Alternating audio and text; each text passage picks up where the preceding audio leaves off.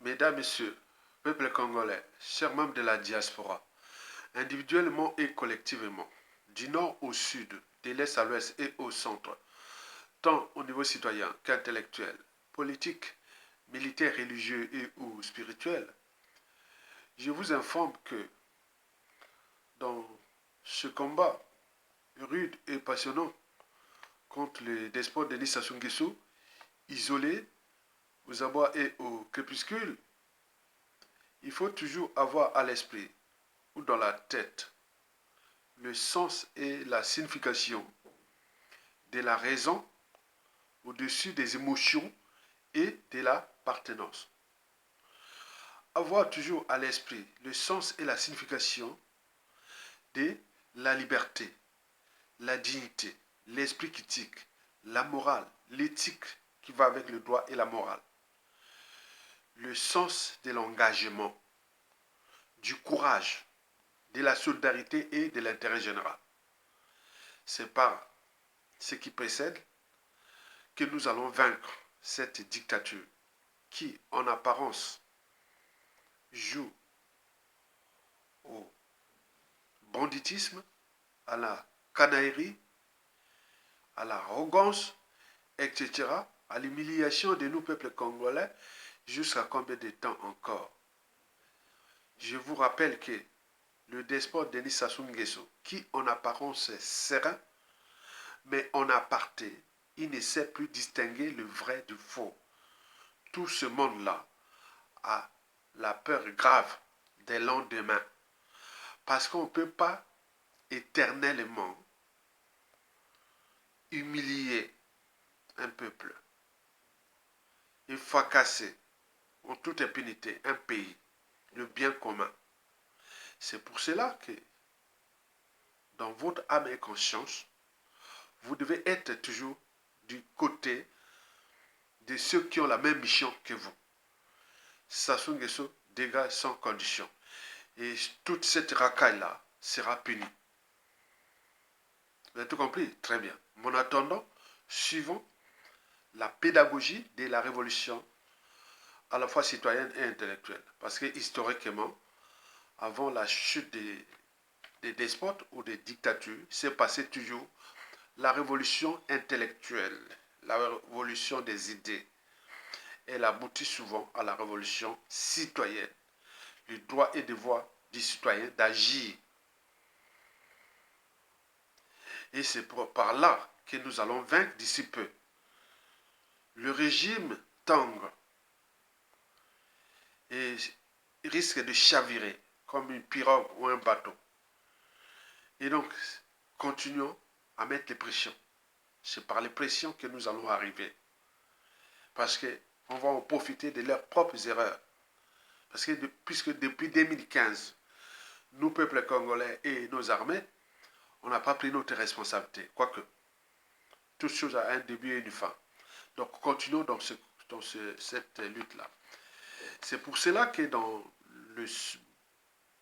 la signification même de la révolution intellectuelle, je vais ici vous nourrir le débat pour lequel j'ai bien titré que le despote Denis Sassou Nguesso a-t-il réussi sa vengeance et l'humiliation de nos peuples congolais?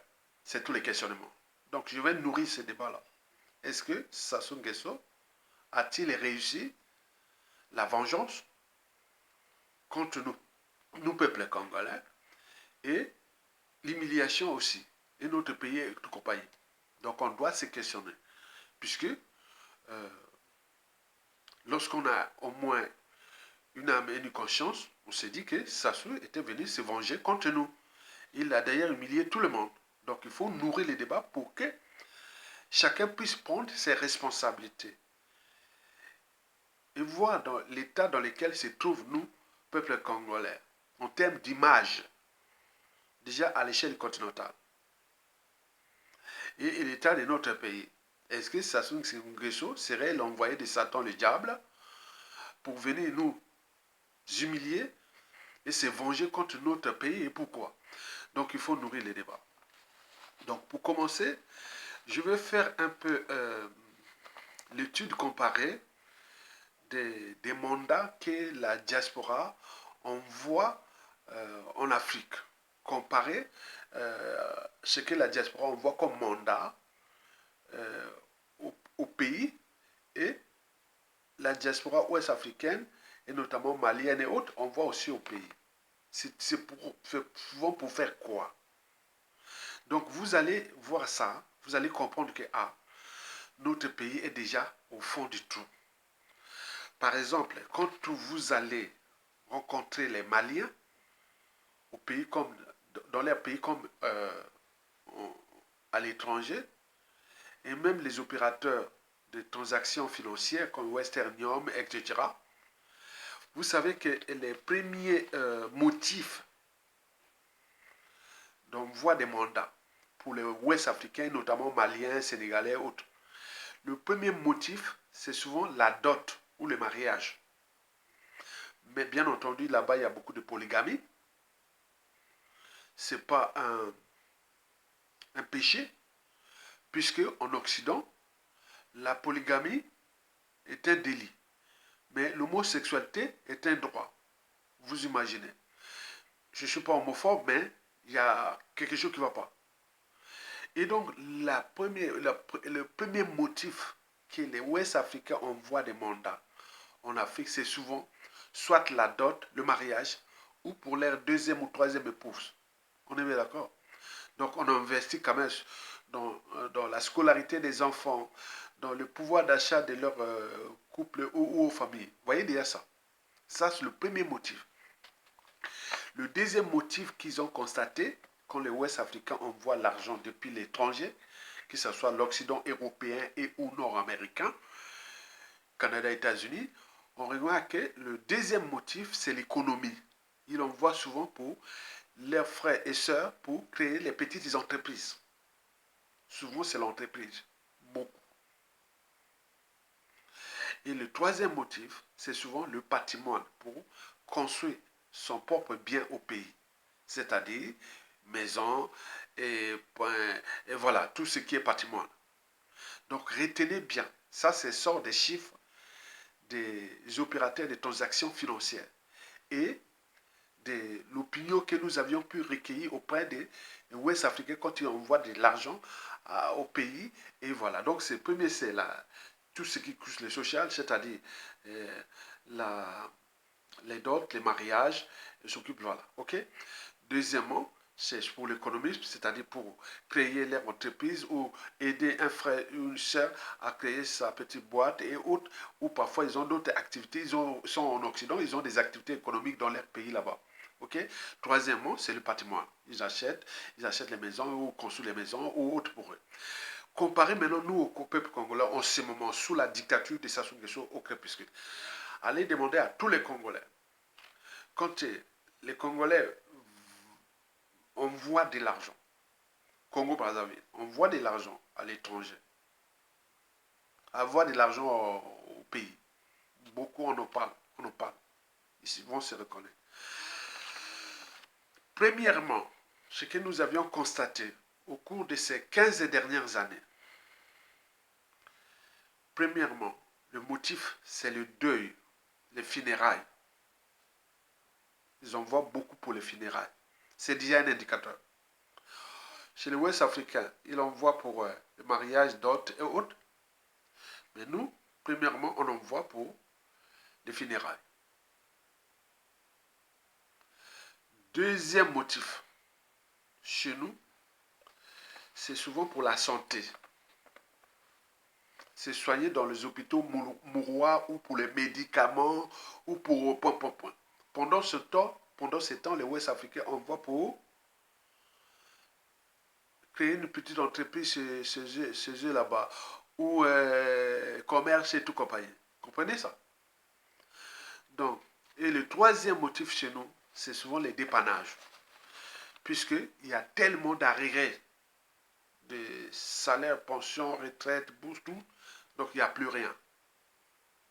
Donc, chez nous, l'argent qu'on envoie au pays n'a pas de valeur ajoutée.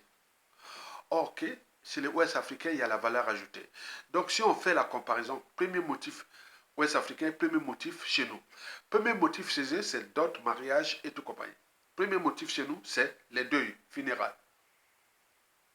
Le deuxième motif chez l'ouest africain, c'est souvent l'entreprise, commerce, etc., etc., qui envoie l'argent. Et nous, le deuxième motif chez nous, c'est pour la santé, pour aller aux hôpitaux mourois, pour acheter les médicaments, pour. Vous avez tout compris? Très bien. Maintenant, le troisième et le dernier motif, chez les Ouest africains, c'est les patrimoines, bien immobilier, autres. Mais nous, c'est les dépannages, parce que on a trop d'arriérés de pension retraite, les salaires, les pensions retraite, salaires et les bourses. On est bien d'accord? Le chômage est endémique, etc. Donc voilà, ce sont là des indicateurs qui permettent de se dire que nous avions un souci. Et les soucis là, nous devons nous mettre ensemble en tant que peuple pour que nous puissions corriger ça. D'ailleurs, vous savez que quand on interroge beaucoup d'étrangers ici, en parlant du Congo, je dis, ah, je suis un peu indigné, quoi. Comment un riche pays peut se trouver dans cet état-là? Vous êtes d'accord? Je vous informe par ailleurs que l'étranger, depuis l'étranger, ce qui se passe dans notre pays, de certaines personnes deviennent des fous. Beaucoup. Beaucoup sont devenus des fous, même depuis l'étranger. Imaginez-vous, par amour des uns et des autres, par amour de ses proches, amis et connaissances, quand vous vous réveillez le matin, vous regardez dans votre mail ou SMS ou point. Qu'est-ce qu'on vous demande là-bas au pays? On voit mal l'argent pour les deuils, on voit mal l'argent pour la santé, on voit mal dépannement. Si bien que, surtout en ce qui concerne les deuils et les problèmes de santé, il y a beaucoup qui ont botté en touche, sont devenus des fous. Par exemple, si vous avez une grande famille, il y a l'enterrement de la tante maternelle, il y a l'enterrement de ton oncle paternel, il y a l'enterrement de la nièce, chaque jour, il y a des enterrements au Congo. L'hécatombe de la condition humaine est totale, surtout dans les grandes villes. Brazzaville, Pointe-Noire, Dolizé, Kayi, Madingu, Wesso, etc. Il n'y a que des enterrements. Et pourquoi? Parce que le but de la condition humaine, sociale et existentielle est réduit au silence. Quand vous n'avez pas d'eau potable, l'eau c'est la vie. Quand vous avez les conditions de vie exécrables qui sont là, qu'on en voit, le problème des déchets ménagers et assimilés, les nuisances sonores, olfatiques, visuelles, les problèmes de pollution, d'addiction, tout, c'est vraiment un acharnement. Mais comment un peuple peut-il se laisser faire comme ça? C'est la culture intellectuelle qui vous éveille. Comment on a pu laisser faire? Parce que ce que ça se fait là, dans 99% des cas, il ne pourrait pas le faire chez les Ouest africains, ni chez les Arabes, et encore moins chez les Blancs. Pourquoi que chez nous, on vous a alerté depuis 2015 jusqu'à le jour. Et les soucis ne cessent d'augmenter. Comme si on est inerte, impuissant, au rouleau compresseur de Denis Sassou Nguesso. Or, lui-même, son clan, et tout ce monde ont la peur au ventre.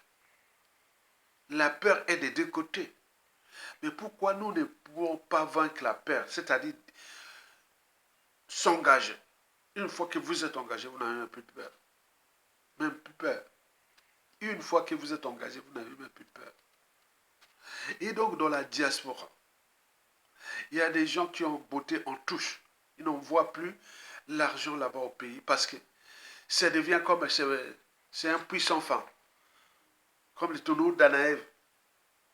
L'eau sort là et rentre là. Tous les jours, les drames, les tragédies, autres. surtout ceux qui ont les grandes familles. Vous imaginez. Et ça ne suffit pas. Parfois, ceux qui demandaient l'argent, c'était pour mettre ça dans les églises des réveils. On nous a cité plusieurs cas d'école qu'on nous demande on me demande de dénoncer ça. Il y a des gens qui travaillent dur ici en Occident, européen ou nord-américain, qui ont envoyé l'argent à leurs frères, sœurs, surtout les femmes, sœurs ou leurs mamans. Et ces mamans-là ont été repérées par les pasteurs véreux.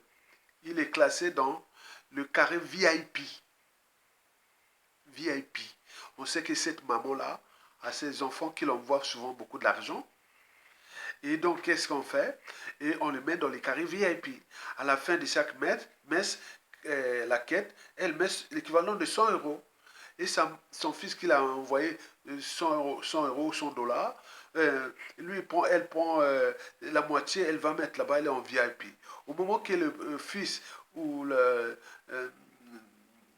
son fils ou son neveu ou tout n'envoie plus l'argent, elle est déclassée. Donc, ils ont exploité beaucoup de familles, surtout les femmes, avec ce carré VIP des églises de réveil. C'est de l'escroquerie. C'est pas de la spiritualité, non. Donc, cette problématique, il faut la dénoncer. Donc, ça, ils savent que cette famille reçoit beaucoup d'argent des mandats westernium, etc. Ils l'ont classé pour l'escroquer. Et ce n'est pas tout. Dans les loges franc-maçonniques, beaucoup ont investi de l'argent là pour espérer un jour avoir le rang ou le statut social qu'ils cherchent à... Voilà, il y a beaucoup de monde, mais peu d'élus. Donc, on leur donne, donc ils payent l'argent pour alimenter ces loges-là. Et que demain, tôt ou tard, on viendra te mettre, tu seras député ou sénateur ou ministre ou autre. Donc, ils passent par les loges franc-maçonniques pour espérer s'élever dans le rang social. Vous imaginez le pays est bas. Est-ce que chez nous, au temps de Sassou Nguesso 1, même avant Sassou Nguesso, c'est-à-dire pendant les Yobi Maringwabi, Massamba Deba, Yulu, est-ce qu'il y avait ces choses-là? Donc le Congo est dans le trou. Ce sont les indicateurs de la situation sociaux de la situation, sociopolitique de la situation. Donc il y a l'église des réveils qui arnaque les fidèles, mais également dans les loges. Donc les gens là, en plus des sacrifices humains, en plus de beaucoup de choses, donc on te demande de faire de n'importe quoi. En donnant ton argent, espérons qu'un jour on va te dire, ah tiens, on te met sous la liste des députés et tu vas devenir député. Ou on te met sous la liste de telles fonctions ou de tels statuts après. Ou que tu deviennes, soit tu travailles dans les ambassades, ou que tu vas à l'étranger, et que tu... Donc c'est comme ça. Donc il y a toute une organisation sociopolitique antisociale et criminogène qui s'est instituée autour de ces pratiques déjà dans les églises de vrai et les francs-maçonniques. Et donc je voulais donner seulement une goutte d'eau par rapport à ce qu'on l'a envoyé parce que c'est honteux. On parle même alors même des sacrifices humains, etc. pour s'élever au grade de la franc-maçonnerie, etc. C'est minérable, c'est misérable. Et donc voilà pour la situation. Maintenant, je revenons sur l'humiliation de nos peuples congolais. Je vous informe que le despote Denis Sassou Nguesso a réussi sa vengeance et son humiliation contre nous, peuples congolais. Ce qui est révoltant. Pour l'image de nous, peuple congolais ou nous congolais, surtout à l'échelle continentale. Explication en 5 points pédagogiques, intellectuels, citoyens et patriotiques à la fois. Le pourquoi Sassou s'est vengé, il a réussi de se venger contre nous et nous humilier. Donc, j'en ai sélectionné pour vous 5 points. Le premier point sur 5 pour lesquels Denis Sassou Nguesso a réussi sa vengeance et l'humiliation de nos peuples congolais et de notre pays.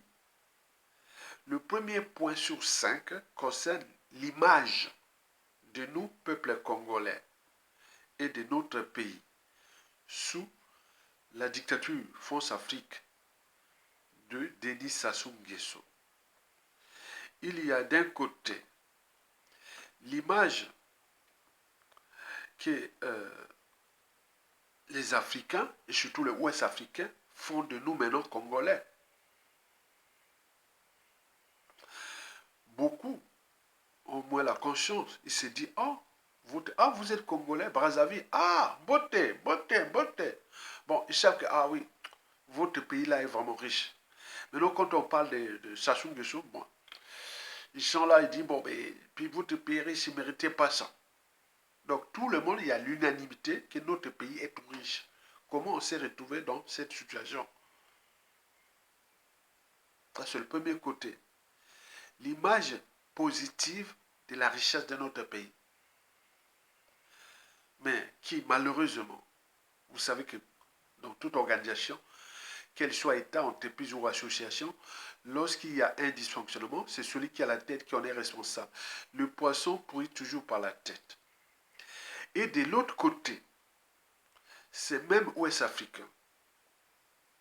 Je parle d'Ouest africain. On peut ajouter aussi les Libanais, bref, des étrangers installés dans notre pays, qui depuis l'étranger nous regardent beaucoup, se moquent de nous.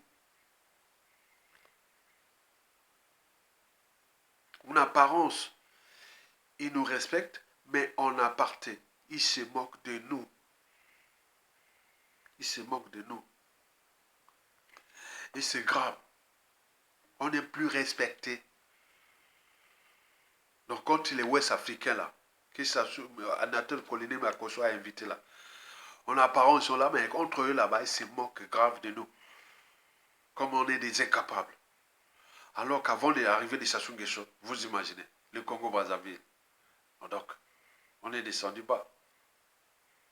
Le deuxième point sur 5,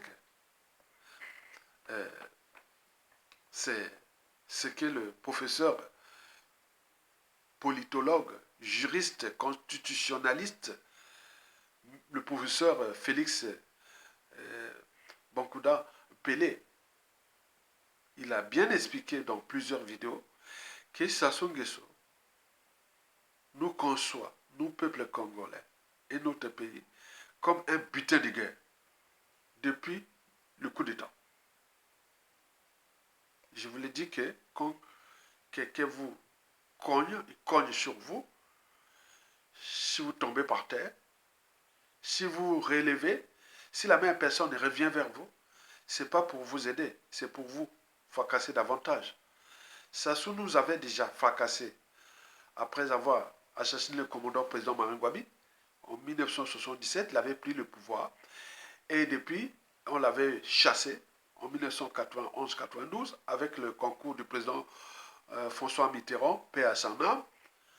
Mais il était revenu avec la ferme intention de fracasser ce pays, pour donner un coup de poing, comme disait Mandela, quand quelqu'un vous fait tomber par terre, et si vous relevez tout seul, il faut faire attention.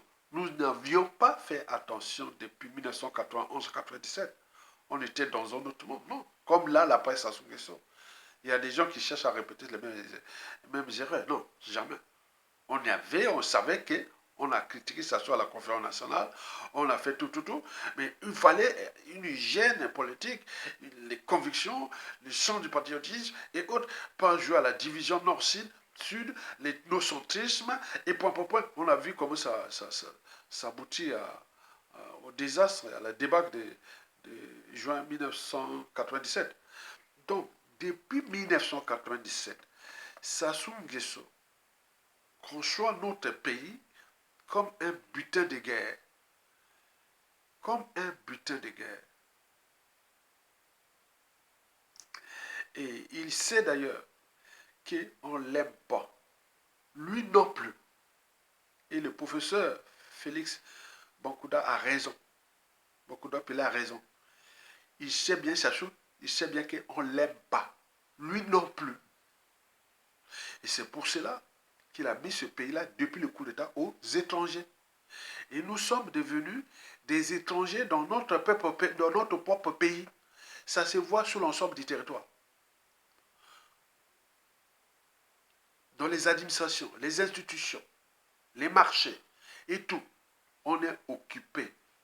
Donc ça se dit, ah tiens, ce peuple-là m'avait rejeté en 1992 et donc je suis revenu par la force, le sang des Congolais, ils ne m'aiment pas. Donc je vais m'entourer des étrangers. Et donc les étrangers sont venus s'accaparer ce pays-là. Beaucoup sont des Ouest-Africains, ils sont des Libanais, ils sont des points. Beaucoup. Donc eux, ils ont aussi une lourde responsabilité historique du déclassement du pays. Ces étrangers-là, qu'ils se soient amenés dans notre pays. Et donc il faut faire attention que ces étrangers-là jouent le double jeu de Sassou Nguesso. Je vous l'ai dit, hein, j'ai observé dans les médias et réseaux sociaux africains, et surtout ouest-africains, ils critiquent peu Sassou Nguesso. Très peu. Très peu. Et pourtant, lorsqu'on leur rappelle que Sassou avait tué Marine Ngouabi, ils réagissent parfois par émotion. Oui, c'est a tué Massamba Deba. Oui, deux présidents assassiné lui. Il a assassiné le cardinal Mimi Aïda. Maintenant, il faut expliquer les circonstances de ces assassinats-là. Que Marine Ngouabi, son corps fut mutilé, fut égorgé par Sassou. Oh, bon, ça rentre là, ça sort là. Et le cardinal Emi Biaïda, enterré vivant. Ça rentre là, ça sort là pour eux. Et le président Massamba de son corps n'est jamais trouvé. Le prédécesseur de Marine Ngouabi. En une semaine, trois destins brisés. Sassou, après, elle avait pris le pouvoir. Il est là, vous venez le voir. Il a piétiné ce peuple-là. Ils vont à la découpe leur pays, qu'il a fracassé. Bon, les gens, voilà. Donc, ce qui fait que même dans le panafricanisme, que beaucoup font l'éloge, moi, je préfère parler du panafricanisme des peuples. Entre peuples, hein, toi, tu me respectes, je te respecte. Et autres, la diversité de ces respects elle fera que, bon, ben, il y aura toute l'Afrique, voilà. C'est pas quelque chose d'union africaine ou union pop, ça ne veut rien dire. Au Mali, on nous respecte. Nous aussi au Congo, on vous respecte. Au Mali, si vous ne nous respectez pas, nous aussi au Congo, nous ne vous respectera pas. Etc. On peut multiplier ça. Ça, c'est le panafricanisme pour l'instant. Parce que ce que les Ouest-Africains ont fait avec Sassou au Congo n'est pas normal. Ils sont venus consommer ce pays-là. Les gens qui sont venus avec rien du tout, mais il fut encouragé, aidé et tout par Sassou Nguesso contre nous, peuple congolais. Cherchez sous l'ensemble du territoire. Cherchez les entreprises où il y a des Congolais. Il n'y a pas. Parce que les Congolais n'entreprennent pas. Non. Vous allez dans les institutions, les administrations, ils sont tous infectés, etc. Donc nous vivons là, ce pays, comme un butin de guerre. Il s'agit d'une humiliation. L'étranger au Congo n'a plus peur des Congolais. Souvenez-vous, en 1978, quand le président Yobi Opango, paix à son âme, il avait expulsé tous les Ouest-Africains. Bien entendu, il n'a pas duré longtemps, il a duré que 2 ans. Ce fut le piège pour Sassou Nguesso voilà, après il avait fait revenir les Ouest-Africains. Yobi Opango avait expulsé tous les Ouest-Africains du Congo-Brazzaville. Presque 80%. Je l'ai constaté moi-même à Makwa. Il y avait les petits commerces au centre de Makwa, tout ça, il n'y avait plus rien. C'était tout fermé. En 78. En 1978, je me souviens. J'étais à Makwa. Et donc, en 2013 à 2014, il y a eu opération Bataille à Makolo de Sassou Nguesso contre nos frères Bantous Zaïrois. Et voilà. Donc, nous avions cette culture d'expulsion. Donc les Ouest-Africains qui sont au Congo, les étrangers qui sont au Congo-Brazzaville doivent faire attention, puisque le climat d'ostracisme, la perte de l'étranger et la xénophobie au Congo est tel que, et c'est Sassou qui l'a entraîné ça. Nous ne sommes plus chez nous, au Congo-Brazzaville. Nous sommes devenus des étrangers dans notre pays. Et l'humiliation continue toujours. Parce qu'il y a des choses que je ne veux pas vous dire. On a vu la prostitution, les points et on nous humilie. C'est-à-dire, on a rendu les Congolais sans sous. Et donc, pour aller se couper derrière ces étrangers, que ce soit tout laissé. Ils sont dans l'exploitation des ressources naturelles, ils sont dans les marchés, ils sont tout. Non, il n'y a pas une politique nationale pour la priorité nationale. Non, il y a une politique anti-État, anti-citoyenneté congolaise. Et donc on voit bien ce que ça produit. Les scènes de xénophobie et d'ostracisme sont en dormance. Les Congolais ont la boule. Comment on a pu laisser un étranger prendre la tête de notre pays? La suite est logique. Donc le deuxième point là, le butin de guerre, ça sous cette turquie des étrangers. Et il les utilise. Et voilà.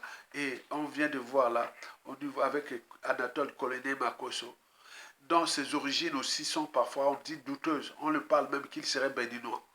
Vous imaginez. Le troisième point sur 5 pour lequel le despote Denis Sassou Nguesso s'est vengé contre nous, peuple congolais, et nous a humiliés. Grave. C'est surtout,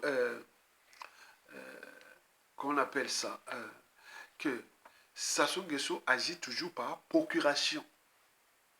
Par procuration.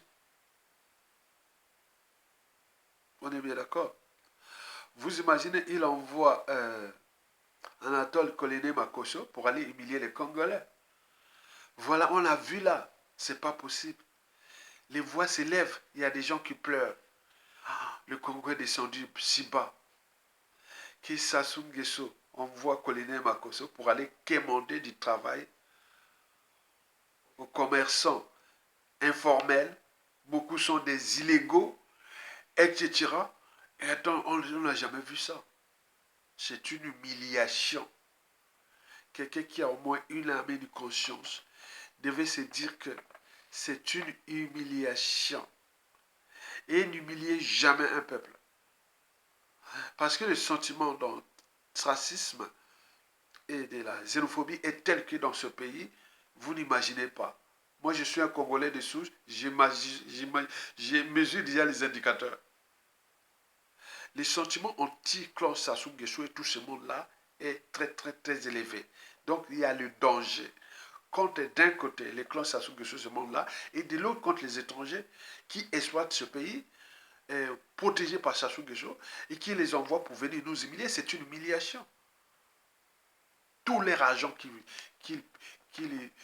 certes, ils travaillent, mais ils envoient ça dans leur pays là-bas. Hein. Ça n'est rien ne reste au Congo.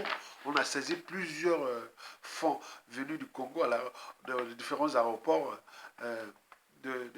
d'Afrique, non? Et même à l'aéroport de Brazzaville, ils voulaient sortir avec des magots volés au Congo. Ils ont exploité, ils exploitent. Donc vous imaginez que si vous laissez votre pays à un étranger, la suite est logique. Et donc là, vous imaginez que depuis 1997, en passant par 2015, 2016, la coupe est pleine. Que ça continue à nous humilier. Et je dis n'humiliez jamais un peuple. Parce que dans le peuple, on ne sait pas qui est qui. On ne connaît pas la psychanalyse, la psychologie. Au moment où ça va déborder, on ne sait pas. Parce que au Congo, on nous informe. On regarde ces étrangers-là, en chien de faïence. En chien de faïence. Surtout à Poto là. Et partout, on nous informe. Et donc, c'est pas bien. C'est dangereux. Pour ce qui peut arriver. Le quatrième point sur 5 pour lesquels le despote Denis Sassou Nguesso nous a humiliés grave et se venge contre notre pays, c'est le pillage systémique. Le pillage systémique de nos ressources, quelles qu'ils soient. Déjà, vous avez vu les enfants, petits-enfants de Sassou Nguesso et les dignitaires confisquent leurs magots par-ci par-là. La plus grosse somme fut en 2018 où un, un vol privé parti des îles Moustiques ou des îles Caïmans, où il y avait un Français, un Mexicain et voilà, qui devait partir des îles Moustiques, un paradis fiscal, et qui avait atterri au Mexique, et du Mexique, il devait arriver aux îles Canaries, au large des côtes du Sénégal et ou de la Mauritanie. C'est un territoire espagnol. On avait saisi 570 millions de dollars. Ce n'est pas tout. On en a vu les petits-enfants de Chachou et tout ça, les aéroports de Roissy, Charles de Gaulle. On a saisi par-ci par-là. Brumago, en Espagne, au Portugal. Là, on vient de saisir 300 000 dollars, plus de 300 000 euros de l'un des nombreux fils adultériens de Sassou Nguesso, Jean-Denis Sassou Nguesso. Donc, il y en a partout. On parle de plus de 1 milliard 200 millions, 1 milliard 200 millions au cours de ces 10 dernières années. Le magot qui sort par-ci par-là. Mais combien de fois ce qui est déjà passé dans les mailles du filet? Il y a un souci. C'est le pillage systémique.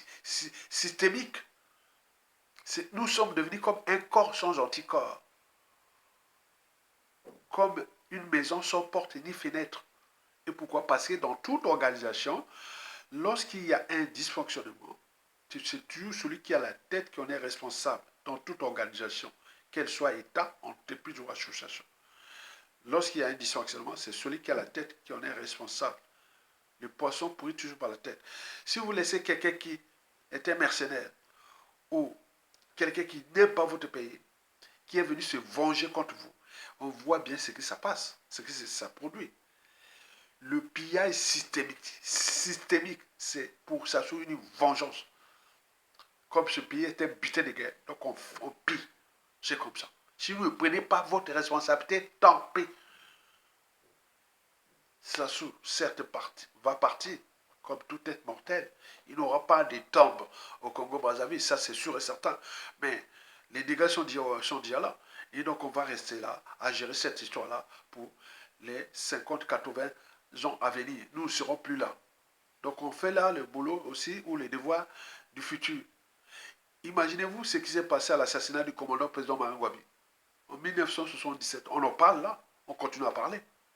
C'est pas encore fini cette histoire. Et pourtant, c'est combien d'années déjà? On est à plus de 50 ans. Mais ce que ce soit fait là, au cours de ces 42 ans de pouvoir, 41 ans de pouvoir, il est à 41 ans de pouvoir aujourd'hui. Mais combien de fois cette histoire-là va se terminer? Où? À quel moment? Elle va aller jusqu'au-delà de 2030, 2040, 2050, 2080, 2100. Si le monde là va encore exister, cette histoire-là, les vidéos, les trucs que nous faisons là, vous aurez comme base de réflexion de l'histoire de tout ce qui s'est passé. L'affaire de Sassoula va aller au-delà de 2080. 2080, c'est pas loin. Comparé à ce qui s'est passé en 1977 à l'assassinat du commandant président Marangwabi, du cardinal Bibi Aïda et du président Massamba Dema. On en parle là. Ce n'est pas encore résolu, cette affaire-là. Donc Sassou Nguesso, un mercenaire qui fut placé par la France-Afrique, a fait bien son boulot contre nous, peuple congolais. Il était venu nous humilier. C'est de l'humiliation. Il est venu se venger. Je ne sais pas pourquoi. Pourquoi cette haine de ce pays qu'il a tout donné. Mais ce n'est pas possible. Parce qu'on a laissé faire. Le cinquième et le dernier point pour lequel Sassou s'est vengé et nous a humiliés, c'est surtout ce Congo-là qu'il a pris comme sa propriété privée. vision de la France-Afrique comme sa compagnie d'assurance et de l'ordre mondial entre l'Occident collectif et le Sud global comme sa compagnie de réassurance et qui joue à ses piliers de conservation du pouvoir dans son idiotie, ses mensonges, sa mégalomanie, son cynisme, la corruption et la ruse. Puisqu'il est encore là, mais tout n'est pas éternel. Vous imaginez que Jean-Dominique Okemba, patron des services secrets d'un pays, dit qu'on a tué dans le sud de son pays, et notamment dans la région du Pôle, le ciel n'est jamais tombé. C'est comme si le patron de la CIA, il dit qu'on est allé tuer des Américains dans le sud des États sud des États-Unis, comme en Floride ou en Louisiane ou au Texas ou au Nouveau-Mexique ou l'Utah, au Colorado, en Georgie et tout ça. Et que voilà, vous imaginez, il sera encore en vie. Un patron de la DGC, Service secret français, qu'on a tué des Français au sud de la Loire, depuis Poitiers jusqu'à Marseille. On les a tués. Sans que peu leur ont fait la fête. Vous imaginez en vie. Le patron du MC, du service secret britannique, dit qu'on a tué des Anglais du sud des îles britanniques. Expliquons, on peut multiplier ça, mais ils sont là. Mais ils n'ont pas le monopole de ça. C'est déjà, la balle est déjà lancée. Que le ciel, quand les autres viendront régler les comptes contre eux, le ciel ne tombera pas. Personne n'a le monopole de la violence et autres. Je crois à la méchanceté même humaine. Je crois que les Noirs aiment méchants. Hein. Les Noirs aiment méchants entre nous, on le sait. Mais combien de fois quand tu auras les moyens de l'État, combien de fois les victimes qu'ils ont doivent aller à tous des bourreaux. Et donc ils ne savent pas ça. Sassou a pris notre pays comme le butin de guerre et comme sa propriété privée. Et vous avez vu le nombre de déclassés sociaux professionnellement dans ce pays. Ben oui, nous sommes devenus des étrangers dans notre propre pays. On n'a plus d'accès aux administrations, aux institutions, au marché de l'État, etc., etc. Vous allez voir, quand ça va tomber, tout va revenir normal. Mais le processus sera long au niveau des mentalités. C'est vraiment comment ça soit assuré ce truc-là. Il a dit les Congolais ne l'aiment pas. Lui non plus. Il a mené les étrangers. Allez, exploitez ça comme vous voulez. Et je vous protège. Et après, il envoie les étrangers pour aller nous humilier. Qui venez là, venant, les Congolais ne travaillent pas, sont des fainéants, sont des gens, mais non autres. Vous imaginez, avant l'arrivée de Sassou Nguesso au pouvoir, les comptes de l'État étaient à l'équilibre, non? Les comptes de l'État congolais étaient à l'équilibre. Et les gens mangeaient à leur faim. Parce qu'on produisait. On n'allait pas chercher à manger ailleurs, non. La santé était l'une des meilleures d'Afrique noire. On peut en multiplier les exemples comme ça. On n'était pas au FMI. On ne connaissait pas les FMI. On ne connaissait pas les dettes. On ne connaissait pas que les étrangers venaient et nous... voilà. Non, on était chez nous, entre nous. On bossait. Mais là, ça soit venu. On tenait conditionné et mis sous emprise les Congolais. C'est l'esclavage et c'est les étrangers qui règnent en maître. Les Ouest-Africains qui sont là, qui viennent ça, ils savent qu'ils sont en eau trouble. Parce que ça peut se déclencher à tout instant. Et personne ne viendra vous aider. Parce que vous avez exploité ce pays avec Sassou Nguesso depuis le coup d'État. On le sait. Dans les exploitations des mines solides, que ce soit partout, tous les marchés d'exploitation des matières premières et des minéraux, des points, vous êtes là-bas. Dans les administrations, vous rentrez, attends, c'est pas vrai, vous avez joué au, attends, c'est pas possible, honte africain. Au lieu de raisonner comme ça, on est honte africain, faisons l'image des Africains, honte africain. Mais là, vous étiez venu avec Sassou, parce que c'est un étranger. Un béninois, ivoirien. Et c'est pourquoi le climat d'ostracisme et de xénophobie est très élevé au Congo. Eh bien oui.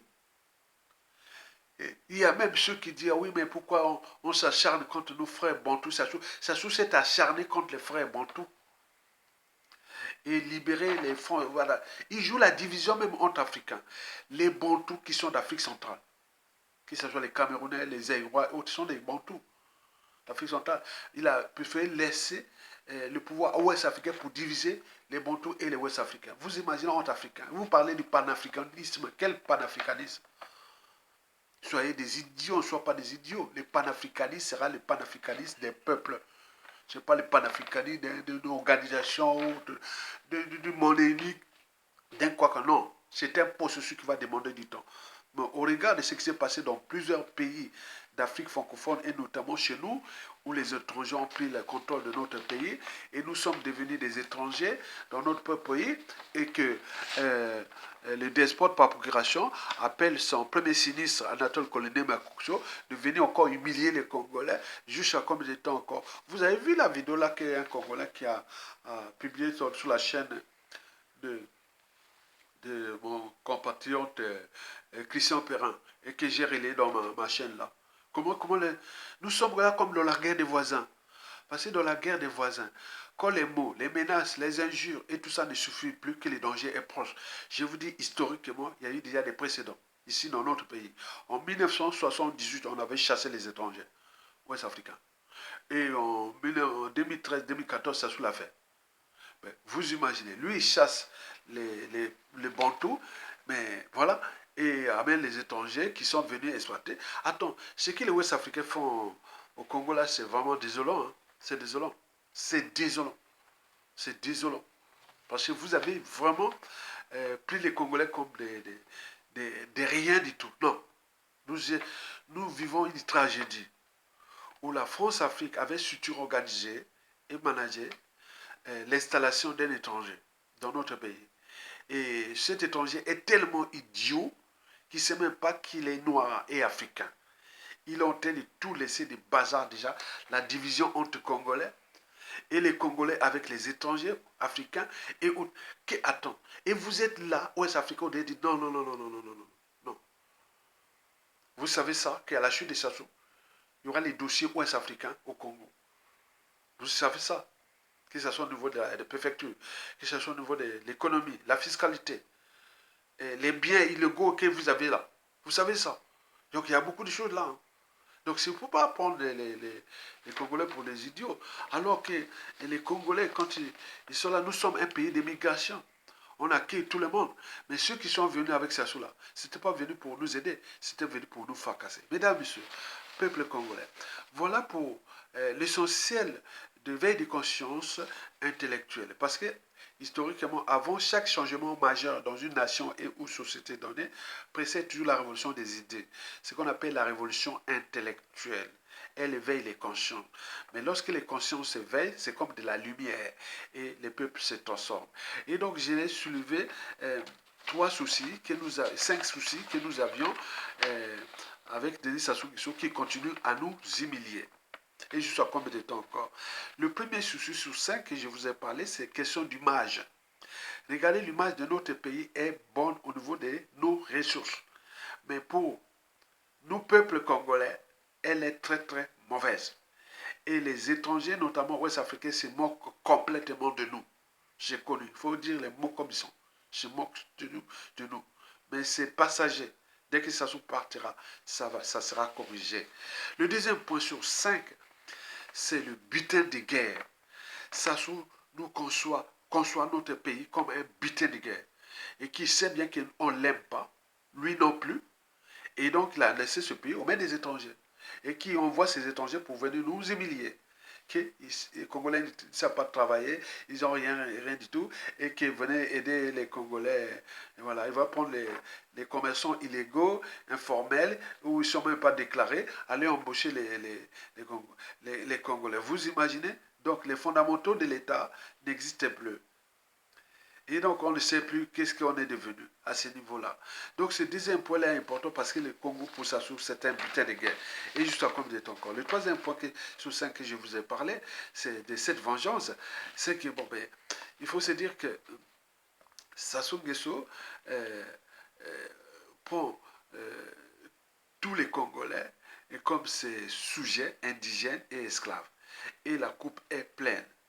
Et donc, nous devons se rebeller contre lui. Parce que 97% de la jeunesse est au chômage. Dans un riche pays, vraiment riche. 97%. Vous imaginez. La quatrième et l'avant-dernier point sur 5 pour lesquels ça nous humilie, on a dit c'est le pillage systémique du pays. Le pays est pillé. Ça, c'est sûr et certain. En ressources naturelles, en capitaux, c'est vraiment du pillage. J'ai jamais vu. J'ai jamais vu. Ça fait les gens se demander est-ce qu'on a des militaires? Est-ce qu'il y a des. Attends, c'est sûr. Il y a son. Le cinquième et le dernier point, euh, c'est surtout l'État congolais comme sa propriété privée. Et donc, il joue avec ça. Et joue à combien de temps encore? Quoiqu'il n'humilie jamais un peuple.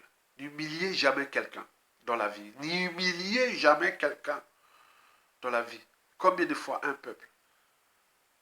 Donc, continue à sensibiliser, à informer, à conscientiser, à mobiliser et surtout à se solidariser entre nous en soutenant les vrais acteurs. Parce que nous avions besoin de votre aide. Parce qu'il y a des réseaux et tout ça, compagnie, on ne peut pas passer parce que les gens là, ils ont les magouilles, ils veulent nous corrompre. Non, on ne veut pas. Or, pour s'affranchir de ça, vous devez soutenir les vrais. Mais pourquoi vous attendez que ça se tombe, vous allez venir raconter vos salades, que quoi qu'Aya Toga sera avec les salades là? Non, jamais. Vous verrez que, ah, mais on était là, vous voyez là, dans ces vidéos-là, il était aussi méchant comme ça. Oui, mais parce que dans cette lutte, il faut l'hygiène du patriotisme. Tu vas avec les gens qui prennent les risques avec toi. Ça ne sert à rien les gens qui tournent comme des girouettes, comme des amis d'inette qui tournent avec le vent et qui disent non, on veut des hommes et femmes de conviction. Et ça s'est passé au Mali, au Burkina Faso, au Niger, c'est pourquoi ils tiennent. Mais nous, depuis Youlou jusqu'à Lissouba, on était fracassés parce qu'avec ces gens qui tournent comme ça. Donc on veut des vrais. Et j'ai déjà mes listes des vrais. Parce que le meilleur ami, le meilleur chose, c'est au gré des épreuves. Donc j'ai une liste des gens vraiment solides qui ont liké, qui participent et qui, on est obligé de dire ça, qui like, qui participent, qui avaient des soutiens que j'appelle ceci, viennent, et voilà. Donc c'est ça. Les gens là, ce sont les gens qu'on dit, ah tiens, celui-là, oui, d'accord. Je connais tout le monde, en fait, les gens qui participent à moi. Donc beaucoup, je les ai jamais vus, mais comme ils sont depuis longtemps, ils contribuent au débat, ils, ils aident au lien. Quand je mets les liens en bas, ils viennent, ils soutiennent, ils sont comme ça. Voilà, c'est bon. Donc au moment venu, c'est vous. Il n'y a pas besoin de chercher. Donc nous sommes les pouvoirs, vous aussi. Donc continuez à exercer ces pressions contre ceux et celles qui sont venus nous humilier. Et jusqu'à combien de temps encore? Ça doit être dégagé. Il va être dégagé. Et c'est bien comme ça. Likez, partagez et soutenez la résistance. Tokolonga.